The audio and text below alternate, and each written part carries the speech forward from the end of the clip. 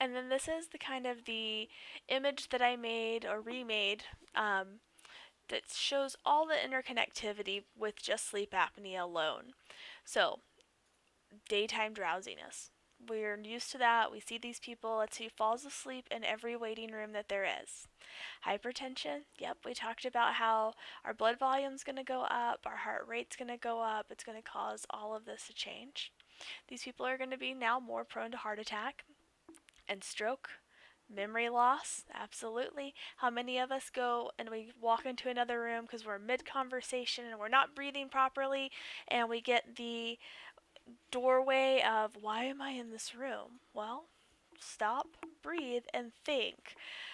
Diabetes, we talked about that role with the changes in fatigue of the pancreas. Depression, absolutely. When we're not breathing well, we're not thinking well, we're not sleeping well, we're probably going to be having some depression, and that's going to be bidirectional as well. Insomnia, we talked about. Um, so, my big thing that I talk about people with insomnia is that it's not like a struggle that I don't want to go to bed. It's my brain is smarter than me, and it's going to think of the worst thing possible right before bed. Whether that be what's going on at work or with your relationship, your brain is going to bring all of those memories to the surface for you and let you kind of just take a deep dive and say, if I don't let this person go to bed, right, then I get all the oxygen that I want. It only lasts so long, and then you start having signs and symptoms of sleep deprivation. We're not getting quality of sleep. We're not getting into deep sleep. Once you do go to sleep, some of the other things kick in because, we heard about restless leg syndrome forever. And then it became restless body syndrome because your brain's not getting enough oxygen. You're going to kick. Might not wake you all the way up, so that's one of those micro arousals that we talked about. Might wake your partner up. If kicking's not enough, not keeping you awake's not enough, then we start going to the restroom multiple times a night sometimes because you've got to get up, you've got to move, you've got to breathe.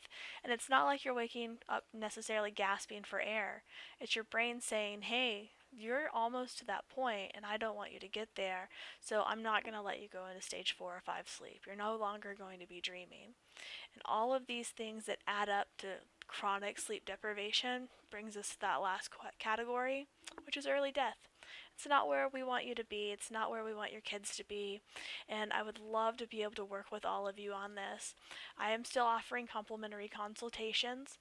Let's look at what the tongue, the face, the architecture inside the skull is telling us.